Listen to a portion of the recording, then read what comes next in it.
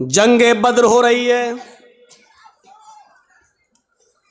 बद्र का मैदान गर्म है। सहाबा की तादाद है सिर्फ 313 और इसके मध्य मुकाबिल जो लश्कर है वो है 1000 से ज्यादा। आपको यह भी बता दूं कि उन 1000 लश्कर के पास, काफिरों के पास तीर भी है, तलवारें भी हैं, ढाल भी है, नेजा भी है, घोड़े भी हैं। वो सब नौजवान हैं, हट्टे खट्टे तंदुरुस्त हैं और सारी चीजें आलाते हर्ब, जंग का हर सामान है उनके पास। और उनके मुकाबले में कितने हैं? 313। और ये 313 कौन है? जवान, बूढ़े और कुछ बच्चे जब मिलाए गए और इनकी गिनती तब जाकर होती है 313। और इन 313 लोगों के पास, इन 313 सहाबा के पास सिर्फ 2 घोड़े। आलाते हर्ब का हाल यह है कि किसी के पास तीर है लेकिन छोड़ने के लिए कमान नहीं है, किसी के पास कमान है लेकिन छोड़ने के लिए तीर नहीं है, किसी के पास तलवार है लेकिन काफिरों के हमले से बचने के लिए ढाल नहीं है।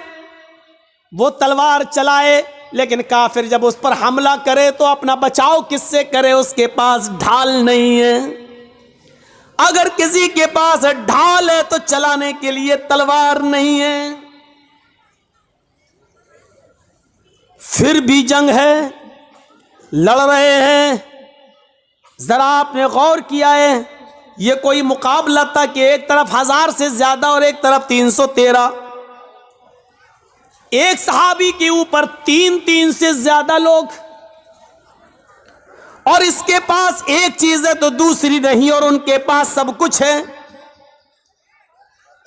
कौन सी चीज है जो इन 313 सहाबा को उनके सामने लाकर खड़ा कर रही है और उनसे लड़ने पर मजबूर कर रही है? यह कौन सी चीज है?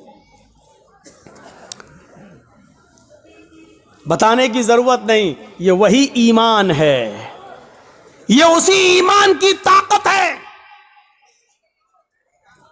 और ऐसी कंडीशन में अल्लाह के नबी सल्लल्लाहु अलैहि वसल्लम का सर सजदे में है जमीन पर। बद्र के मैदान में एक जानिब आपने अपनी पेशानी कच्ची जमीन पर रख दी है और सजदे में गिरे हुए हैं और ये दुआ कर रहे हैं सजदे में, अल्लाहुम्मा ला तुहलिक हाज़िहिल असाबा इन तहलिक हाज़िहिल असाबा लन तुअबद बअदल यौमि क़त्तु। आय अल्लाह, ये मुट्ठी भर जमात, ये मेरे चंद सहाबा, ये 10 साल मक्के की जिंदगी में मेरे दावत और तबलीग का नतीजा मदीना आने के बाद इन्होंने मजबूर किया है। ये मेरी 10 साल की, 13 साल की ये मेरी मक्के की मेहनत, आए मेरे परवरदिगार, मेरी 13 साल मक्के की मेहनत के बाद ये 313 लोग इस्लाम लाए हैं। यही मेरी जमा है, यही मेरी पूंजी है, यही मेरा सरमाया है, यही 13 साल की मेहनत का नतीजा है जो मैंने निचोड़ कर तेरे सामने पेश कर दिया। इलाहुल आलमीन, अगर ये 313 मुसलमान आज हलाक हो गए, मुझ पर ईमान लाने वाले मिट गए, ये 313 अगर आज खत्म हो गए, इन 313 को अगर आज बर्बाद कर दिया गया, इनको काफिरों ने अपने हमले में शिकस्त दे दी, अगर आज ये इस दुनिया से मिट गए, लन तुअबद बअदल यौम, आय अल्लाह, आज के बाद फिर कभी तेरी इबादत इस रूए जमीन पर नहीं होगी। आज के बाद फिर कोई अल्लाह अल्लाह कहने वाला ना होगा। आज के बाद फिर इस जमीन पर कभी सजदा न किया जाएगा। अल्लाहु अकबर की निदा आज के बाद नहीं आएगी। आय अल्लाह, अगर तू चाहता है कि कयामत की सुबह तक तेरा तो इन 313 मुसलमानों की हिफाजत फरमा। ये मेरी 13 साल की मेहनत का नतीजा है, आए अल्लाह तू इनकी हिफाजत फरमा। ये नबी की उस वक्त की दुआ भी थी जो सजदे में आपने पढ़ी थी। सजदे में अकेले और तन्हे तन्हा सजदे में हम भी दुआ करते हैं, कुछ नहीं होता। या रब्बी या रब्बी या रब्बी, अल्लाह मुझे ये दे, मुझे ये दे, मुझे ये दे। ऊपर से आवाज आती है, मेरे बंदे मैं तुझे क्या दूं? मांग तो तू ये रहा है, लेकिन दूं तो कैसे दूं? मतामुहु हराम, जो खाना खाकर आया है वो हराम है। वह मशरबू हराम, जो पीकर आया है वो भी हराम का है।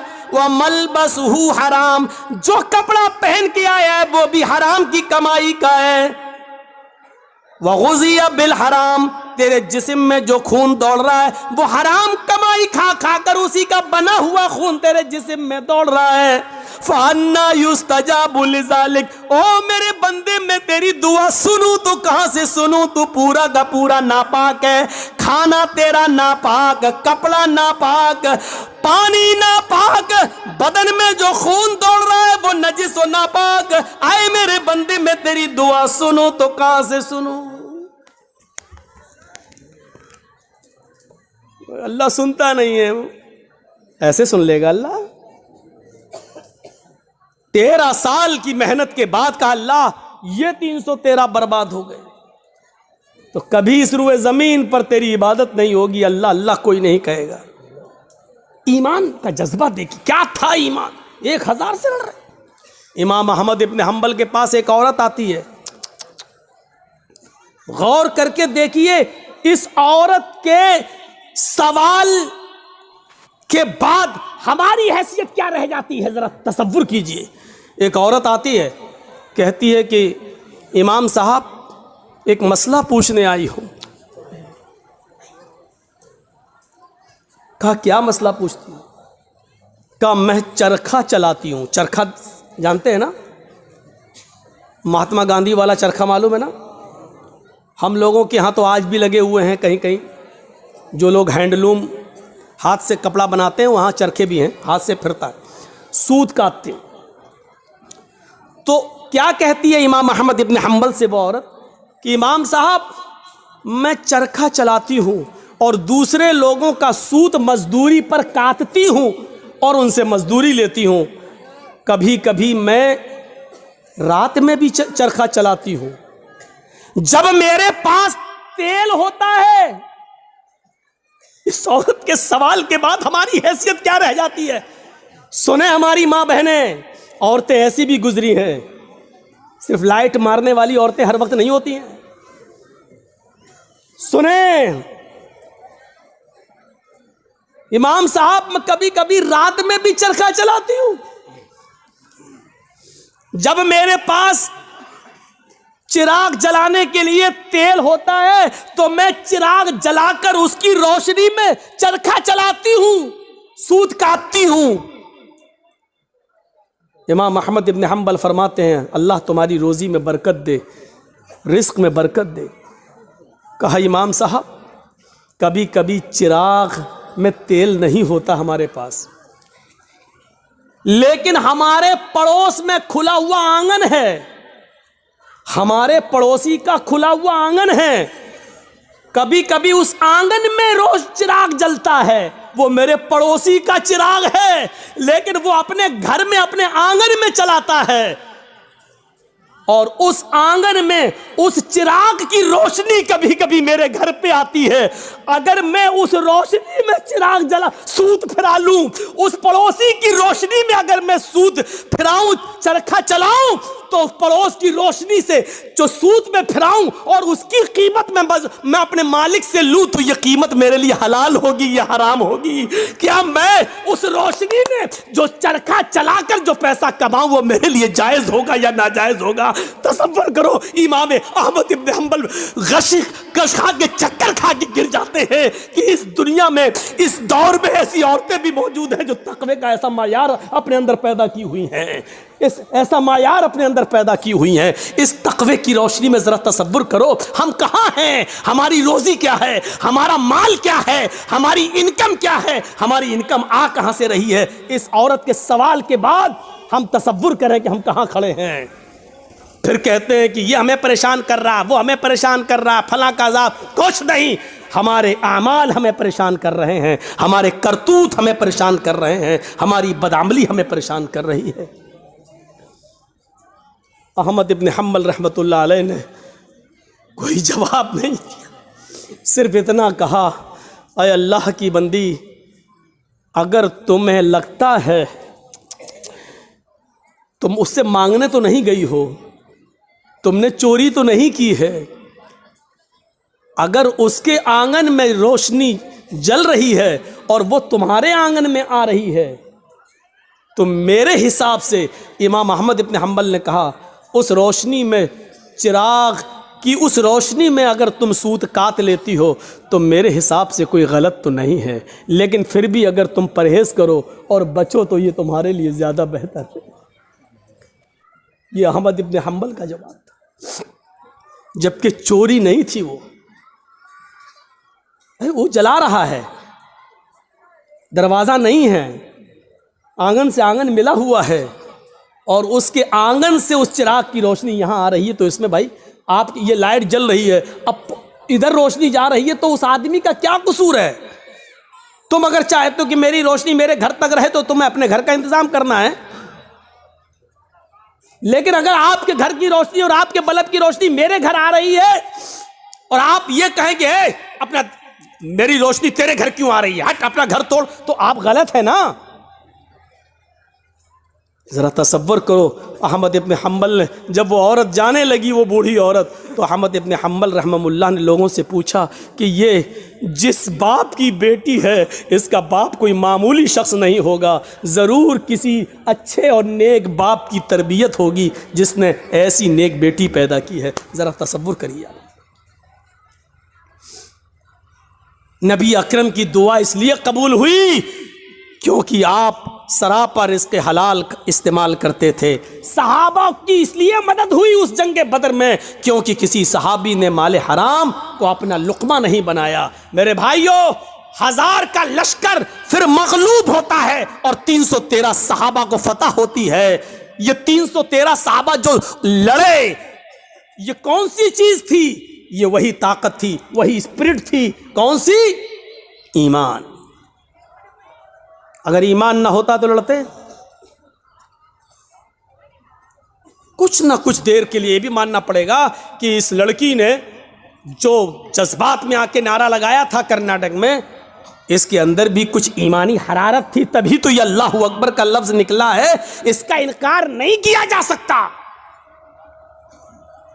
और बाद में पता चला कि उस बच्ची का बाप आलिम है, वो एक मौलाना की बच्ची है, तो जाहिर बात है कि तरबियत तो अच्छी रही होगी। वरना आजकल सियासी लीडरों की लड़कियां कहाँ नारा लगाएंगे अल्लाह अकबर? वो तो वक्त के धारे में बहते हैं, वो तो हिंदू लोगों का वोट लेने के लिए मंदिर में टीका भी लगवा लेंगे। वो तो मूर्ति के सामने भी खड़े हो जाएंगे क्योंकि हमें इनका वोट चाहिए। तो तरबियत का भी फर्क होता है। हम अपनी औलाद को कौन सी तरबियत दे रहे हैं, कैसी तरबियत होनी चाहिए, इस पर हमें गौर करना चाहिए। जंगे खंदक के बारे में कभी सोचा आपने? जंगे खंदक में कितने मुसलमान थे? आपसे अगर सवाल करें तो शायद बहुत कम लोगों को मालूम हो। सिर्फ 3000 सहाबा, 3000, और इन 3000 सहाबा का मुकाबला कितने काफिरों से था, कितने यहूदियों से था? 10,000 का लश्कर। कोई तकाबुल है? कोई मुकाबला है? एक तरफ 3000, एक तरफ 10,000। वो हथियारों से लैस, ये बेचारे फुल हथियार नहीं। इन 3000 सहाबा को जंगे खंदक पर काफिरों से लड़ने के लिए अपनी रजामंदी का इजहार जो इन्होंने किया, ये 3000 सहाबा के दिल में जो 10,000 का खौफ नहीं था, वो खौफ निकालने वाली ताकत क्या थी? अगर आपसे सवाल करें तो मेरी इतनी तकरीर के बाद जो 1 घंटे से ज्यादा बोलते हुए मुझे हो गया, आप इस नतीजे पर पहुंच गए होंगे कि 3000 सहाबा जो 10,000 के मुकाबले में खड़े हुए हैं और लड़ रहे हैं, ये सिर्फ ईमान की ताकत थी। वो 10,000 से नहीं डर रहे हैं, वो सिर्फ ईमान की ताकत है। उनके दिलों में अगर डर है तो सिर्फ एक अल्लाह का डर है, वो किसी का खौफ उनके दिलों में मौजूद नहीं है। और जीते, उनको फतह हुई, उनको कामयाबी मिली। हम ये सारी चीजें भूल जाते हैं, हमें इस बात का एहसास नहीं होता है। भैया जल्दी निकल जाओ, बताओ ये कहां जा रहा होगा? इसकी तो शादी भी नहीं हुई है, कहां भाग रहा है?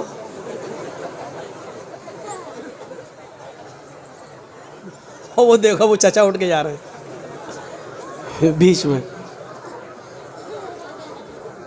बीच में जब कोई उठता है तो मुझे पता नहीं क्यों इतना डर लगता है।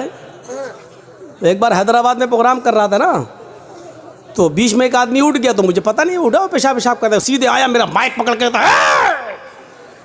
और माइक वाइक फेंक दिया उठा के। और फिर उसके बाद अंडे चले, टमाटर चले, जूते चले, चप्पल चली। तो उस दिन से एक दहशत तो होती है ना, फिर बीच में उठ रहा कि फिर कोई खड़ा ना हो जाए। तो वो उस दिन से ये है बस भाई, जिसको उठना हुआ करे वो पीछे बैठा करे, जब चाहे तब निकल जाए। जो आदमी आगे बैठते हैं उनको मालूम है ना उनको कितनी बार पेशाब आता है, ज्यादा आता तो पीछे बैठो। और मेरी तकरीर हो रही है, पता नहीं पेशाब क्यों नहीं रोक पाते हैं आप लोग। लोग तो दिल की धड़कनें रोक लेते हैं। एक बार डॉक्टर के पास गया, डॉक्टर मेरा, हमने कहा डॉक्टर साहब ज़रा वो देख लीजिए मेरा पल्स। बोला नहीं नहीं नहीं, तुम्हारा तो हाई होगा। हमने कहा अरे देख लीजिए डॉक्टर साहब, उसके बाद दवा। लेकिन आप, मैं मान नहीं सकता, हमें वो थर्मामीटर लगाने की ज़रूरत ही नहीं है, आपका पल्स देखना ही नहीं है, आपका वो क्या बोलते हैं उसको, बीपी, वो आपका हाई होगा, वो कुछ बड़ा ही होगा, नीचे नहीं हो सकता है। मैंने कहा डॉक्टर साहब सुन पड़ रहे हैं, हाथ पैर ज़रा कपकपी सी हो रही है। कहता कि जब आपकी तकलीफ सुन के हम लोगों के लेवल हाई हो जाते हैं, हम लोगों का बीपी हाई हो जाता है, तो आपका कैसे लो हो सकता है? उसने चेक नहीं किया, अल्लाह की कसम चेक नहीं किया, ऐसी दवा दिख दिया। बोला आपका नहीं करेंगे, हमें कसम है हम भी नहीं करेंगे आपका, और नहीं किया। तो पता नहीं, वो देखो बेचारे, देखो अब क्या करेंगे घर जाकर। अच्छा, जितना बोलते हैं उतना और लोग उठते हैं यार। थोड़ी देर बैठ जाओ भाई, थोड़ी देर बैठ जाओ। अब उनको क्या बोले हम, याद दिला देते हैं ना।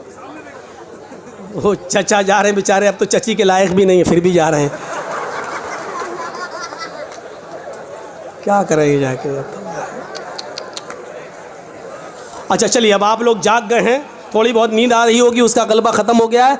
सुनिए, तो अब आप अंदाजा लगाइए, वो खंदक 10,000 का मुकाबला 3,000 और जीत गए। क्या चीज थी?